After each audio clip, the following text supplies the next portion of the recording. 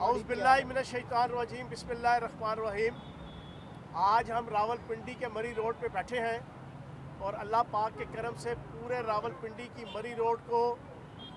Long मार्च के जो पाकिस्तान के हीरो इमरान खान साहब ने आज शुरू कर दिया है लाहौर से, पाकिस्तान की आवाम की हकीकी आज़ादी के लिए, पाकिस्तान को काले अंग्रेज़ों से आज़ादी दिलाने के लिए, पाकिस्तान को नकम्मे नखट्टू नाअहल हुक्मरानों से आज़ादी दिलाने के लिए, पाकिस्तान को इम्पोर्टेड हुक्मरानों से आज़ादी दिलाने के लिए, पाकिस्तान को उन सियासतदानों और हुक्मरानों से आज़ादी दिलाने के लिए जो बरमला कहते हैं कि हम ग़ुलाम हैं, हम भिखारी हैं, इनके ख़िलाफ़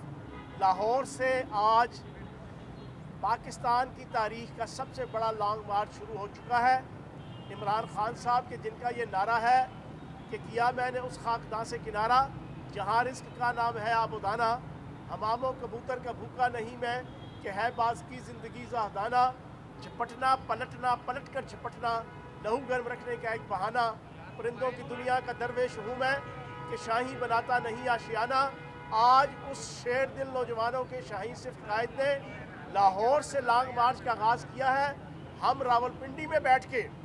इस बात का इयादा करने के लिए आज पूरी पाकिस्तानी अवाम के सामने मौजूद है कि इंशाअल्लाह अगले जुमेरात और जुमे को जब ये लॉन्ग मार्च रावलपिंडी पहुँचेगा तो लाखों की तादाद में रावलपिंडी की आवाम अपने महबूब कायद का इस्तकबाल करेगी और यहाँ से इमरान खान साहब की क़यादत में लाखों की तादाद में अफराद जो है वो इंशाअल्लाह इस्लामाबाद में दाखिल होंगे और ये एक इंतहाई पुरअमन लॉन्ग मार्च है। अगर कोई ये समझता है कि वो अपने पपेट्स, अपने कठपुतली और अपने अशारों पर नाचने वाले किसी सियासतदान, किसी MNA, किसी MPA या हमारी पार्टी में से भी कोई नकब लगाकर वो इस लॉन्ग मार्च को डिफ्यूज़ कर लेगा तो वो अहमकों की जन्नत में और उल्लुओं की बहिश्त में रहता है। इंशाअल्लाह वज़ीर आज़म, साबिक़ वज़ीर आज़म और मुस्तक़बिल के वज़ीर आज़म इमरान खान साहब की क़यादत में ये पुरअमन लॉन्ग मार्च है। हमारा कोई किसी किस्म का टकराव, लड़ाई झगड़ा, दंगा फसाद बिल्कुल नहीं। आईने पाकिस्तान हमें इजाज़त देता है, पाकिस्तान का कॉन्स्टिट्यूशन हमें इजाज़त देता है आज़ादी इजहार राय का, आज़ादी अमल का, और हम एक जमहूरी रवायात को बरकरार रखते हुए हम अपने घरों से इस वजह से निकल रहे हैं कि पाकिस्तान की आवाम से इस नकम्मी, नखट्टू और नाअहल हुकूमत ने जीने का हक भी छीन लिया है और मरने का हक भी छीन लिया है। यहाँ जीना भी मुश्किल, यहाँ मरना भी मुश्किल हो गया है। 44% महंगाई है यहाँ पर, ना गरीब, ना मिडिल क्लास और ना अमीर क्लास, किसी का किचन नहीं चल रहा, किसी का घर नहीं चल रहा। और पूरी पाकिस्तानी कौम देख रही है कि अमेरिकन प्रेसिडेंट जो बाइडन हमारे उस एटमी प्रोग्राम के हवाले से जो पिछले 45 सालों में मेरे और आपके आबाओ अजदाद ने भी और हम सब ने अपने पेटों पे पत्थर बांधकर ये एटमी प्रोग्राम हमने पाया तकमील तक पहुंचाया, जो पाकिस्तान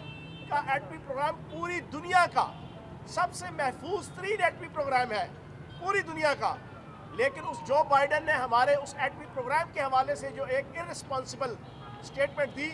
उस पर हमारा भिखारी और गुलाम वजीर खारजा उसको कंडेम करने के बजाय जो बाइडन का तर्जमान बन के पूरी पाकिस्तानी आवाम के सीनों पे मूंग दलता रहा है। ये वो हुक्मरान है कि जिन्होंने पाकिस्तान की रियासत, पाकिस्तान के जोग्राफिया, पाकिस्तान की सालमियत सबको जो है वो ख़तरे में डाल दिया है। और इमरान खान साहब इस वक्त पाकिस्तान की जंग लड़ने के लिए अपने घर से निकले हैं।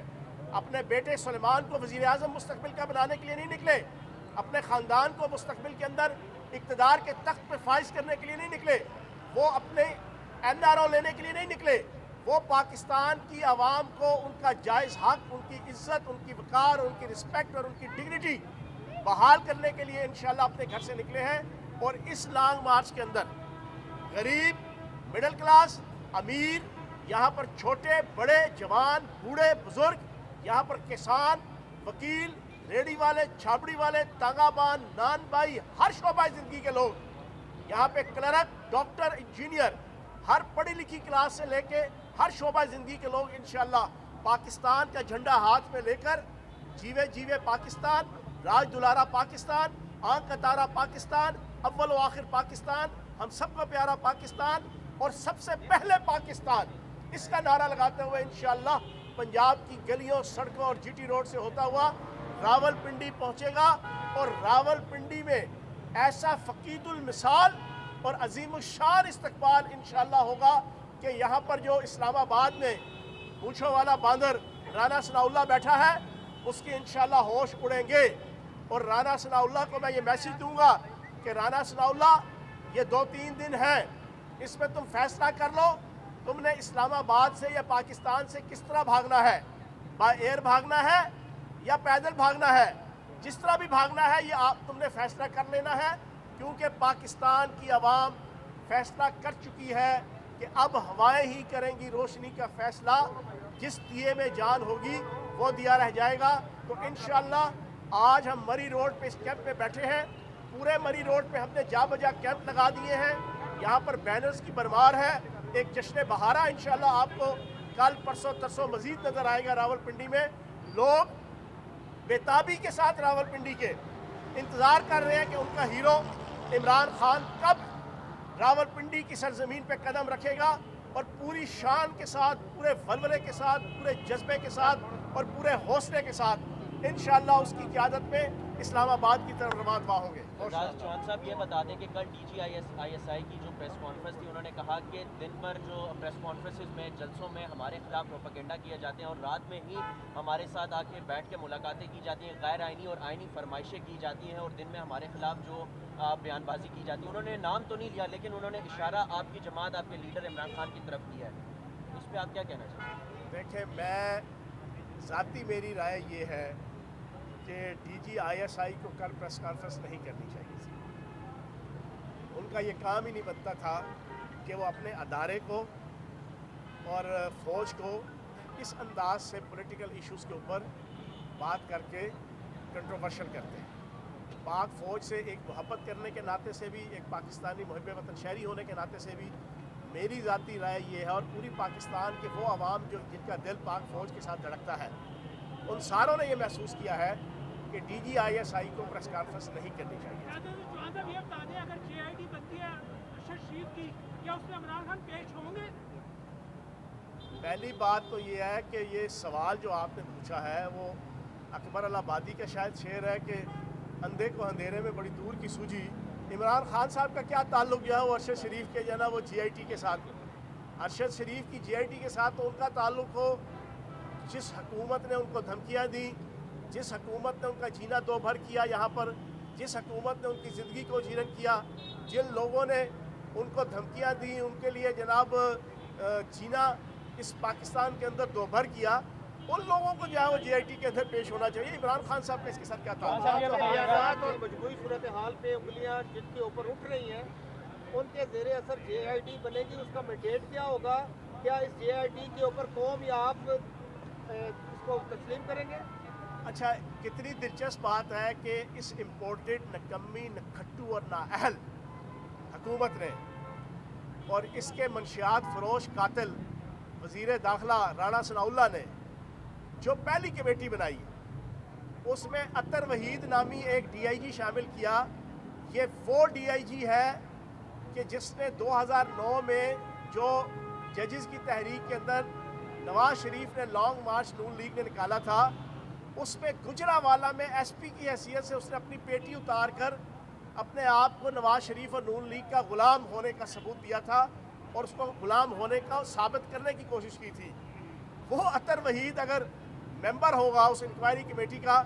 तो फिर अल्लाह ही मालिक है। और दूसरा, मैं हैरान हूँ, फैसल वाडा यहाँ पे कहता है कि मेरे पास सबूत मौजूद है और कमेटी गई हुई है कीनिया।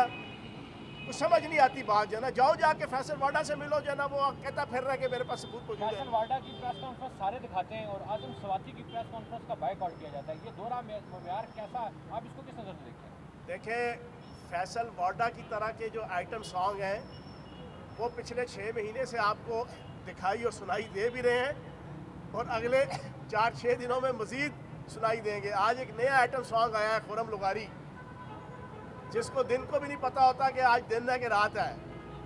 रात का तो बिल्कुल ही उसको कुछ नहीं पता होता कि हालात और वाक़यात क्या है। ये इस किस्म के जो एटम सॉन्ग है ना, ये हर रोज़ पाकिस्तान की आवाम को मिलेंगे। ये कुछ समझता है कि पीटीआई में से नकब लगाकर कोई एमएनए, कोई एमपीए, कोई लीडर तोड़कर वो इमरान खान साहब की इस तहरीक को, जो एक इंतहाई पाकीज़ा तहरीक है, कायद आज़म मोहम्मद अली जिन्ना, इलामा इकबाल और मौलाना मोहम्मद अली जौहर, जिन्होंने कहा था कि मैं एक आज़ाद मुल्क में मरना पसंद करूँगा लेकिन एक ग़ुलाम मुल्क में जीना जो है वो मुझे बर्दाश्त नहीं है। हम मौलाना मोहम्मद अली जौहर की उस हुर्रियत की सोच को लेकर इमरान खान साहब निकले हैं। तो जनाब, कोई अगर समझता है कि वो इमरान खान साहब का जो है वो रास्ता खोटा कर लेगा या उनकी मंजिल खोटी कर लेगा इस किस्म के आइटम सॉन्ग पेश करके, तो उनकी गलतफहमी है। अच्छा चौहान साहब, आप बार बार कह रहे हैं कि लोग तोड़ लेते हैं। ये माजी में लोग तोड़ने वाली रवायत क्या थी आपके सामने? तो क्या आप इशारों किनारों पर अब उन्हीं लोगों पे तो इशारा नहीं कर रहे जिनके बारे में अभी आपने कहा कि प्रेस कॉन्फ्रेंस नहीं करनी चाहिए? देखिए, बात यह है कि बंदे तोड़ने के हवाले से पाकिस्तान की सियासत की हर खामी, हर गंदगी, हर गलाजत, हर बदी, हर गुनाह, उसकी इब्तदा आले शरीफ ने स्टार्ट की है। चाहे वो एमएनए एमपीए ख़रीदने हो, एमएनए एमपीए को हॉर्स ट्रेडिंग करनी हो, उनको घोड़े और खच्चर बनाना हो, उनको लोटा बनाना हो, जजेस की ख़रीदारी हो, जर्नलों को ख़रीदने की कोशिश करना हो, सहाफ़ियों को ख़रीदने की कोशिश करनी हो और उनको इस ट्रैक पे चढ़ाना हो प्लाटों के ज़रिए से, मफादात के ज़रिए से, ये आले शरीफ, नवाज शरीफ और शहबाज शरीफ,